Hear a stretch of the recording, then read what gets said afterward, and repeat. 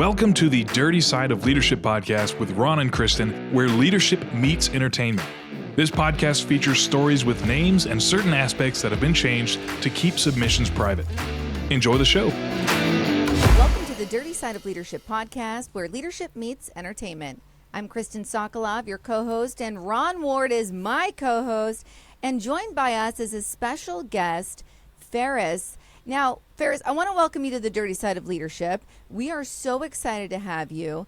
And for those tuning in who may not know your story, let's start there. You were born in Egypt, you have Croatian roots, and you've built an acting career in Europe and North America. Tell us about your journey and ultimately what led you into acting. And Ron, before we dive into your answer, I want to acknowledge Ron in the room here. I just jumped right in. I'm so excited. No, go for it, Kristin. All right, Fares, take it away. I'm Fares Mongy from Egypt, and I'm living in Croatia. I was working in tourism since 2003 until 2011. I got like some workshops. It was really so good for me to be an actor, and here I am. I working in some good movie, some interesting movie with Army Hammer, and really awful Paul. Really was such a great director and such a talent actor like Army. Really, I was so happy. I can only imagine. I have to can you just give listeners an understanding? Can you paint a picture of where you're sitting right now? Because we can hear a little bit of street noise, which I think is really cool. Like you're on the other side of the world. So can you tell us where you're at and what we're hearing? In Cairo. I'm just trying to paint a picture for people because most people are tuning in from the United States. Yeah, Kristin, we're actually scheduling me a leadership seminar in Cairo. So heck yeah. It's too bad you logged on a little late, and I would have invited you. Yeah. I know. Ron's got. I sign in. Well, I wasn't late. Already. I was actually perfectly. You were. I did already. She can come to enjoying with us to see Shakira party in the end of November. Shakira's going to be there. I mean, it has nothing to do with me coming, but. Shakira's going to be there? Shakira's going to be there. Yeah. The hips don't lie. The end of November, she will be have a big party at the pyramids. Well, that's awesome. Or as Fares and I like to call it, Shakira. But anyway, moving right along. So, Fares, going into Citizen Vigilante, what did you like the most, and what was the most difficult in acting in this movie? The whole role, really, it was really so difficult. It was difficult and interesting at the same moment. I researched and I asked the casting director who is the director and who will be the main actor. I figured out that is Army Hammer and Awful. It was really so good for me to work with both of them in one project. The role, it really was so difficult for me. It was so hard to me to do it. I was thinking a lot about the movie. I looked for the script many times. I was reading. I was really think about it. What is going on? How I will do it? How it will be? How it will affect, how would the reaction from the people, how would the audience will do, how is the part from Muslim doing, how is the Jews they will say, how is the Christians they will say, But in the end, I am doing my job. I am an actor. Yeah. All the other actor, of course, they was a perfect. They was a really effect, but the problem, which is starting from Ibrahim role and from the immigration family. Right. And if everybody, if you follow the social media, everybody put it the Ibrahim scene and Ibrahim photo and with his family. Yeah, it's true. That was definitely what captured me to go and take the time to watch the movie. And I would say the majority of people I'm a political commentator in the conservative space, and immigration or population replacement has been a big concern.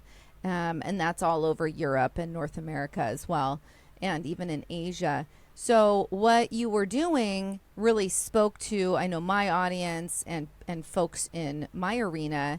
I want to go back and touch on something that you brought up. So you're in, and correct me if I'm wrong, but Egypt is a predominantly Muslim country. Yes, exactly. Egypt is a Muslim Okay. country, but I would like to say to you, we are not the same. In the same moment, we are only Muslim country. We have Christian. My best Right. friend, he's Christian, and if you know something about Ramadan in Egypt, we have the breakfast like after fasting. We have it inside the church. The church, Christian people, they invite us. When we celebrate the Christmas together. We go to church Very with our interesting. friend. Exactly, because we are living all our life like this. There is no difference Right. between Muslim and the Christian, okay, and the Jewish. Egypt, like really the collecting for all religions, and we respect all religions. Me as Fares, I'm going to church with my friends, you know. It's normal. Right, right, And we So turn that's- on the candle together and Yeah. everything is fine. right. if you- So if that you're is making very a research- interesting. Yes, if you're making a research for the Egyptian culture, how is the collaboration between Christian and Muslim in Egypt? It's really we are really one family. We didn't have any problems between each other. I go to Right. wedding from my Christian friends, and they come to my wedding, and we invite each other for lunch. If you, I promise you, if you will come to Egypt, you will never, ever know who is Muslim and who is Christian. That's wild. That is wild. Never. And I'm ever. glad you're talking about this because I was wondering if you taking the role like you did, were you worried about backlash from the Muslim community? The role which is talking about the people which is they never follow the values and the rules and the culture. Right. Anyway, this is my son on the movie. He was a really young guy, young generation. Okay. When Army Hammer, he asked me which values he teach them. I say to him, I teach them the values from my family and the values from Quran. This is not meaning that what he did, my son did, it's a calling in Quran. No, we never say like this. But he never ever listened to me as a young generation. You know, we have a lot of people. They are from Europe, from America, and they are in some, I don't know, shit like drugs or whatever, and they are from really good family.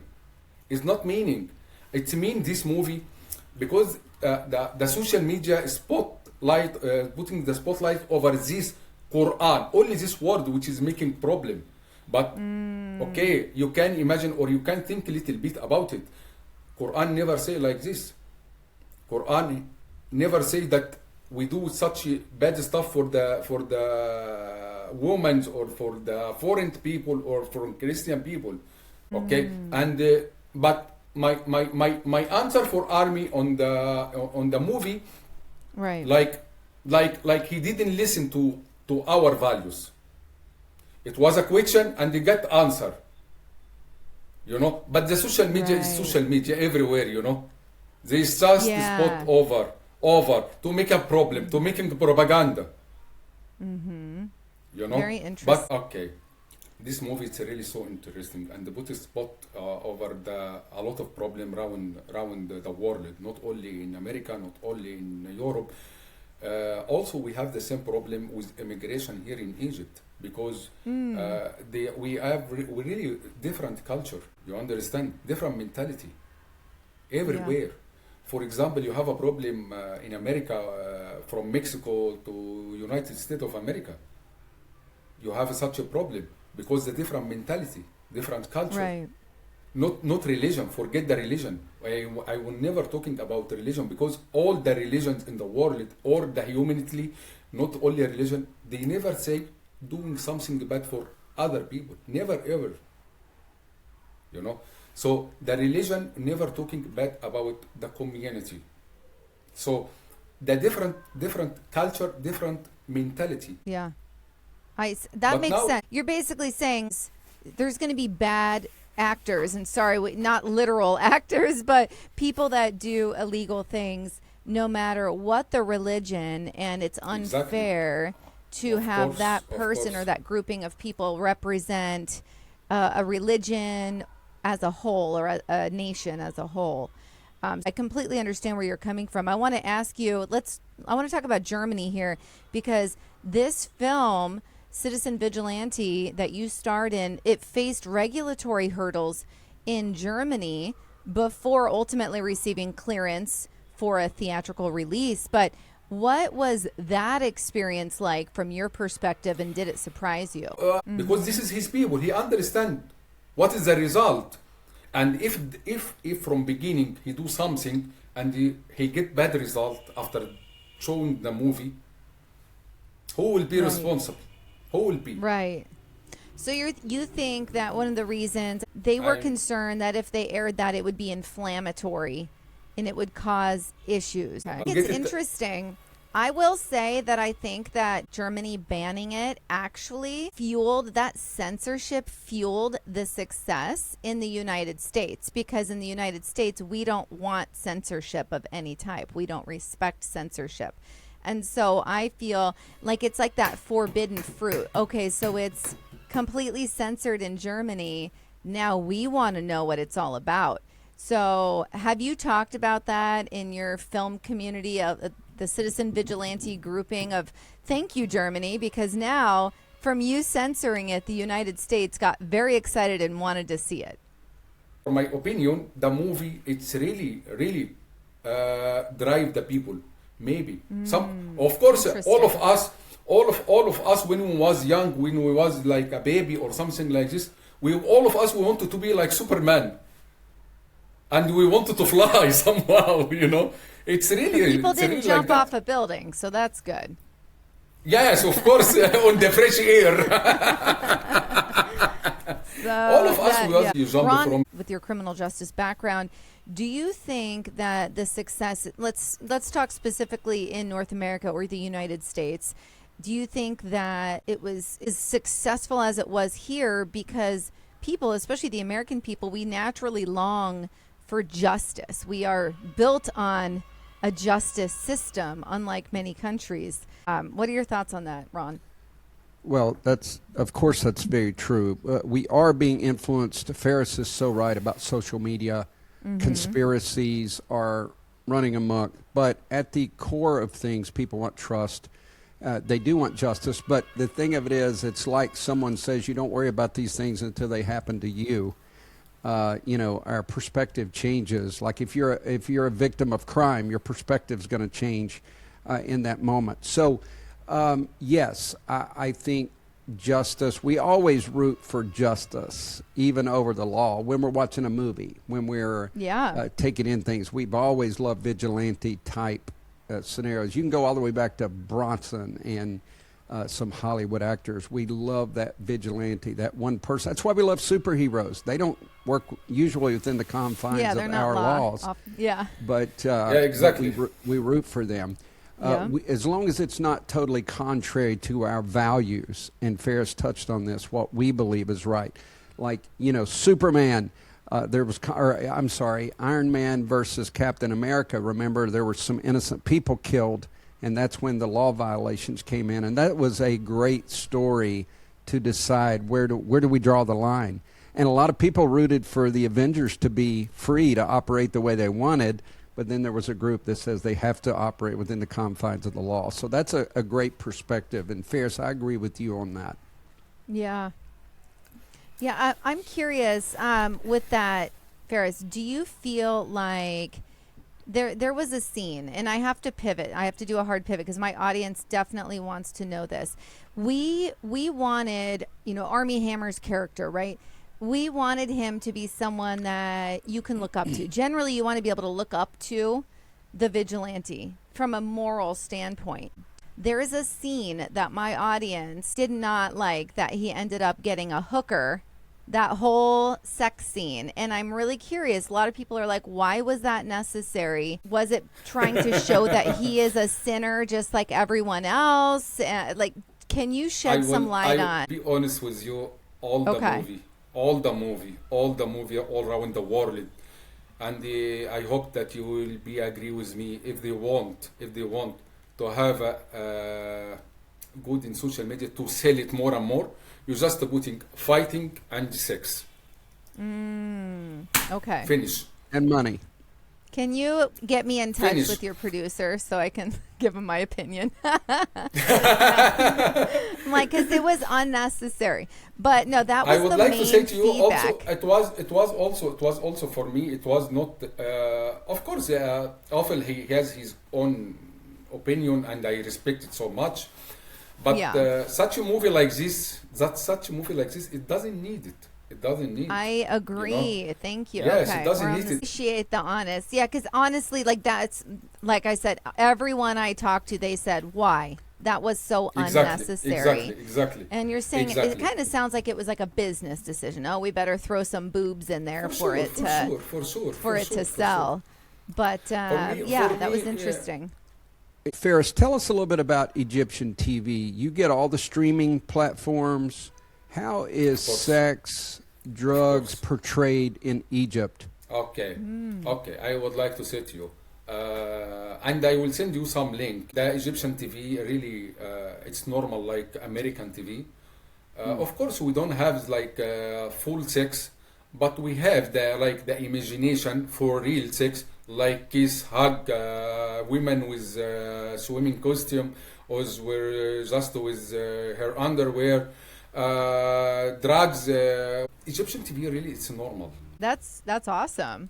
Yes. Yeah, I love that. All right, I want to ask you, you've worked internationally. Do you think Europe and North America are becoming more open to difficult conversations such as what took place in Citizen Vigilante? Yeah, for sure.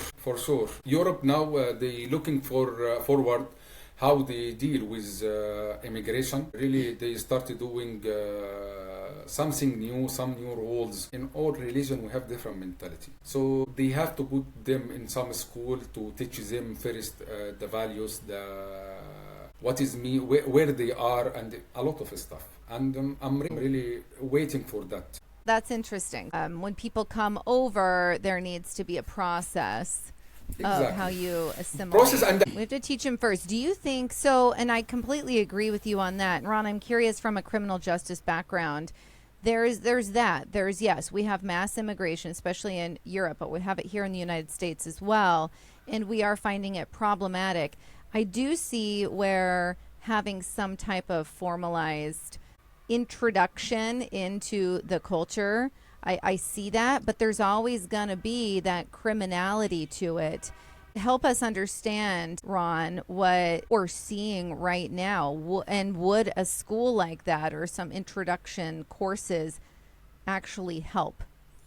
Well, Kristin, think about this. If you get a job at Google, you're going to be onboarded with Google. You're going to get Google's acronyms and their jargon and their culture. And I find it so interesting. Of course, if someone's in illegal, you got to find them, and I'm not talking about that, but I'm saying legal. Now, they do a good job if you are pursuing citizenship. As a matter of fact, I would argue a lot of people who become citizens know way more of our history than the general citizens.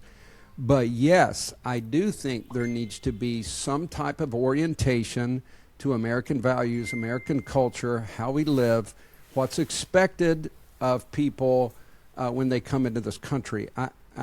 I definitely believe, and I think that people who are employed, they need to contribute, they need to pay for it. In other words, it's not the taxpayers paying for this assimilation classes or orientation. We need to find ways to pay for it, and the person coming in the country has to take some responsibility for that. But I think that's a great idea, Fares. They're coming into your country. They don't understand. If Kristin or I went there, I appreciate the fact that Egypt is open, but I still would be very confused at a lot of the traditions and the things that I'm seeing. So, but if I come over, Fares, you can teach me as we go. I've got an invitation, Kristin, so you might see me in Cairo. Do it. Fares, what would be, if you could get a great role, what do you think you would want to play? Is there something that you've imagined? I know you want to be Superman, but I don't know if that's going to work out. No. Right? No. I don't know what. I wanted to play like a Ninja Turtles. I would like to have a road from Tinjit. Yeah. I love it so much. I love that. You so see? great. Yes, sir. Oh my gosh. I grew up on that stuff. Do you think you would like to ever play a villain, play the bad guy, or do you want to play the hero? What do you want to do next if you could choose? Look, I would like to play all the role. I never ever choose. I don't want to be a good guy or bad guy. No, I would look first. I have to read the script. If it's fitting me, I will take it. It's not what I want. I didn't want to something. Of course, I wanted to be like popular and famous and blah blah blah. But on the end, I have to read the script and this movie. It will affect or not. I don't want to play like just a business movie. This is so interesting for me because all of this in my CV, all of this it's touching me. I don't want to be like hopeless actor. I don't want to be like that. I would like to have really such affecting roles. For example, like Citizen Vigilante. Yeah, really, I love it. I read it. I get a lot of bad message from from people. I getting nice message from people which I never see them and they know me. My social media now, it's really growing so high and so fast. I receive a lot of message, you know. It's mean the movie's effect. So it's mean nice choice. Yeah, so I love that. It's a great answer. Of course, and the people, they wait for the next step for me. Yes. Now, everybody know me in America, in Canada, in Europe, and blah, blah, blah. They waiting for next step. I think that's amazing. And I will make sure to put your Instagram handle in our show notes so that people can go follow you on Instagram. And I have watched your page grow exponentially in the past few weeks. So congratulations on that. Thank you so much for agreeing to come on and have this conversation with us. I personally feel enlightened and I'm walking away with a different perspective. And I appreciate you for doing that. Thank you for everything. It was really so good to meet both of you. I'm really so happy because both of you are really so professional.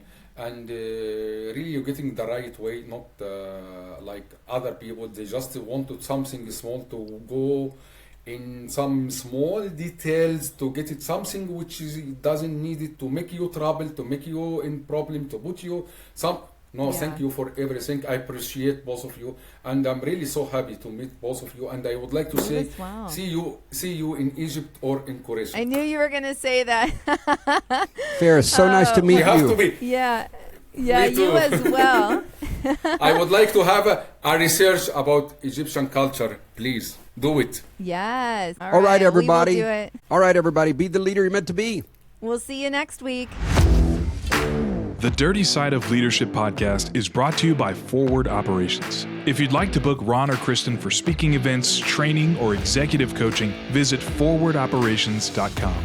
Be the leader you're meant to be.